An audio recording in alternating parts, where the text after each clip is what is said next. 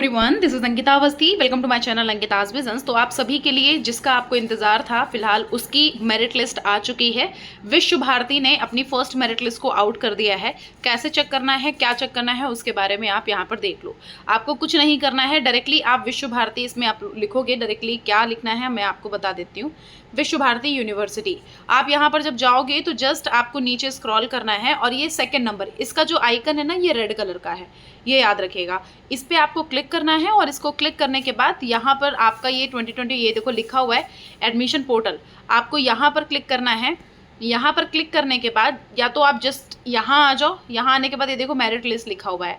Merit list पे जब आप क्लिक करोगे तो कुछ ऐसा इंटरफेस ओपन होकर आने लग जाएगा, जो कि अभी नहीं आ रहा है because of network issue. Just a second, मैं आपको, हाँ, ऐसा इंटरफेस ओपन होकर आने लग जाएगा। सो यहाँ पर अगर आप देखोगे तो हर एक कैटेगरी की अलग अलग लिस्ट इन्होंने प्रोवाइड करी है।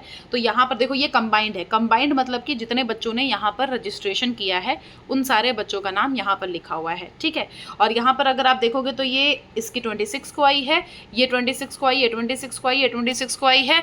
कुछ जो लिस्ट है वो आज के दिन पे आई हैं, कुछ लिस्ट कल के दिन पे आई। जैसे कि हिंदी का देखोगे तो कल के दिन का है, संस्कृत का देखो कल के दिन का है। सो मतलब कि यहाँ पर ऐसा है कि विश्व भारती जो है वो अपनी लिस्ट को आउट कर रहा है। सभी को इस पर देखते रहना है। और ये देख लो, आपको ये 2 तारीख की यहाँ पर सारी लिस्ट आई हुई है और यहाँ पर आपका पूरा का पूरा क्या लिखा हुआ है, एक एक कैटेगरी की लिस्ट अपलोडेड है। जैसे कि हम नॉर्मली मान लेते हैं कि हिस्ट्री की हम एक बार EWS कैटेगरी की लिस्ट को डाउनलोड करते हैं। इसमें आप देखोगे आपका नाम लिखा होगा, आपका कैटेगरी लिखा होगा, CUET का स्कोर लिखा होगा, 10th लिखा होगा, DOB लिखा होगा, मतलब डेट ऑफ बर्थ, और यूजी, ये जो आपका UG का पासिंग ईयर है ना, वो लिखा होगा।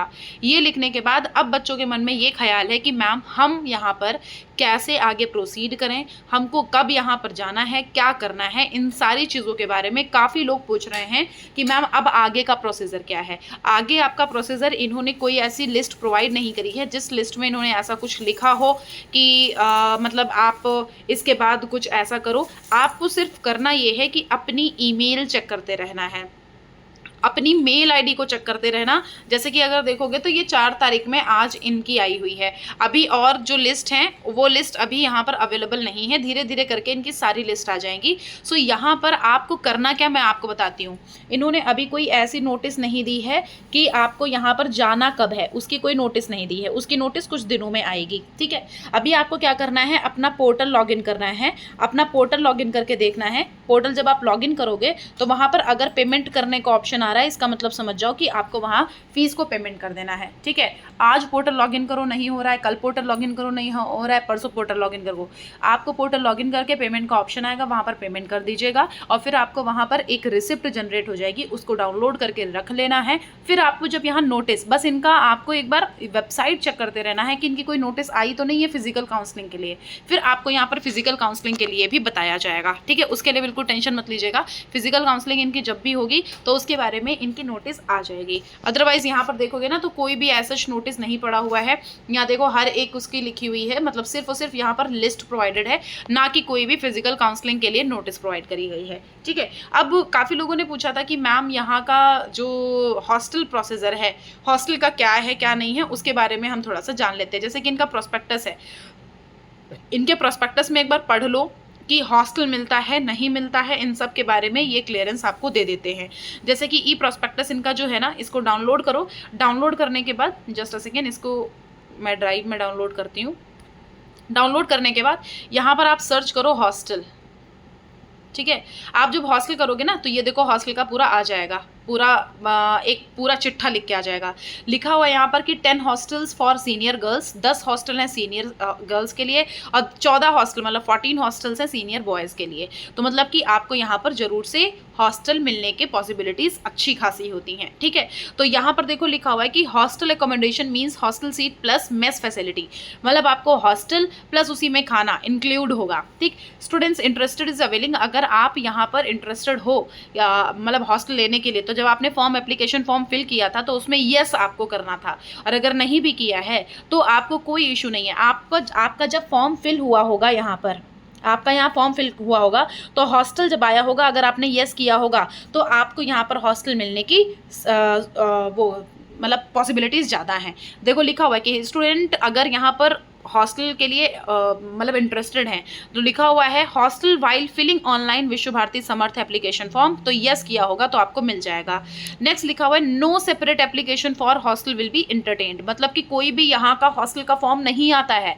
अगर आपने यहाँ का एप्लीकेशन फॉर्म फिल करते वक्त हॉस्टल वाला प्रोसीजर यस किया होगा तो आपको ऑटोमेटिक हॉस्टल के बारे में पूरी की पूरी जानकारी मिलती रहेगी, ऑटोमेटिक आपको हॉस्टल यहाँ पर मिल जाएगा अगर आपने वहाँ यस किया होगा। और अगर वहाँ पर यस नहीं किया होगा तो यह लिखा हुआ it is important to note that in view limited hostel accommodation, मतलब कम से कम यहाँ पर हॉस्टल अवेलेबल हैं और सिलेक्टिंग हॉस्टल, अगर आपने यहाँ पर लिखा हुआ है should understand that by selecting hostel accommodation as yes it does not confirm the hostel facilities for the applicant, मतलब अगर आपने यस किया तो कोई ज़रूरी भी नहीं है कि आपको प्रॉपर तरह से हॉस्टल मिले ही, ठीक है। It would be allotted through the merit and distance, आपको मेरिट और डिस्टेंस के अकॉर्डिंग ही हॉस्टल मिलेगा। अगर मेरिट अच्छी होगी, अगर पहले लिस्ट में नाम आ गया आपको कहीं ना कहीं पक्का, सेकंड लिस्ट में आ गया कहीं ना कहीं पक्का, लेकिन थर्ड फोर्थ लिस्ट में आया तो कंफर्मेशन कम हो जाते हैं वैसे ही, ठीक है। एंड हॉस्टल का एडमिशन फीस जो होता है वो नॉन रिफंडेबल होता है, वो आपका यहाँ पर रिफंड नहीं होगा, ठीक है। ये आपको देखना है, ये पॉलिसीज देख लेना, रिजर्वेशन पॉलिसीज देख लेना, स्टूडेंट गाइडलाइंस देख लेना। और यहाँ पर देखो लिखा हुआ है कि रेजिडेंस शुड बी बैक, मतलब आपका जो भी है ये आपको 9 PM में आपका सारा सब कुछ क्लियरेंस होने लग जाता है। और यहाँ पर लिखा हुआ है कि जो भी यहाँ पर हॉस्टल का अवेलेबिलिटी है, hostel residence on accounting of her board, देखो यहाँ पर एक एक चीज़ों को क्लियरेंस करने के लिए करना क्या होता है, आपने यहाँ अगर एप्लीकेशन फॉर्म फिल किया था तो अगर यहाँ पर येस किया होगा तो कहीं ना कहीं तुम्हें ज़रूर से चांस मिल जाएगा, ये अपने दिमाग में बिल्कुल बात याद रखना, ठीक।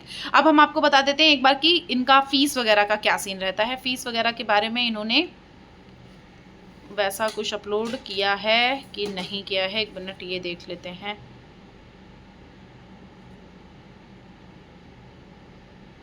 ये देखो ये यूनिवर्सिटी का फीस स्ट्रक्चर है, यूनिवर्सिटी का फीस स्ट्रक्चर है, पहले ईयर में कितनी फीस लगेगी, दूसरे ईयर में कितनी फीस लगेगी, तीसरे ईयर में कितनी फीस लगेगी, ये देखो यहाँ पर फीस स्ट्रक्चर आपको बताया गया, ये टोटल लिखा हुआ है, देखो सबका यहाँ पर टोटल लिखा हुआ है, ओके यहाँ पर देख लेना। और जो आपका हॉस्टल का है वो मैं आपको बता देती हूँ, जस्ट अ सेकेंड।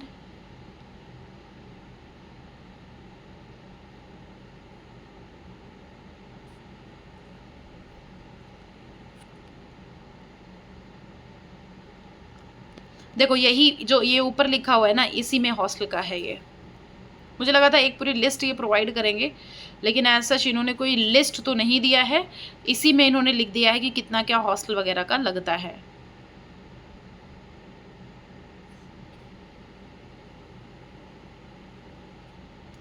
$50,000 ईयरली समझो, ठीक है, 50,000 आपका ईयरली कहीं ना कहीं लगता है, ये चीज़ देख लेना। अदरवाइज़ इसके लिए मैं एक अलग से वीडियो रिकॉर्ड कर दूंगी, क्योंकि यहाँ पर कुछ तो यहाँ पर गड़बड़ है, क्योंकि पिछले साल का कुछ अलग था या तो इस साल का कुछ अलग है, मतलब जो भी है मैं इसके बारे में हॉस्टल का एक अलग से वीडियो प्रोवाइड कर दूंगी, तो उसके लिए आप एक बार देख लीजिएगा। कोई भी हॉस्टल की जानकारी आएगी तो मैं आपको बता दूंगी। ये यहाँ पर फीस स्ट्रक्चर है इसका, इस फीस स्ट्रक्चर को जरूर से देखते रहना, अगर इनकेस कोई डाउटफुल सिचुएशन लगती है तो आप मुझे बता देना।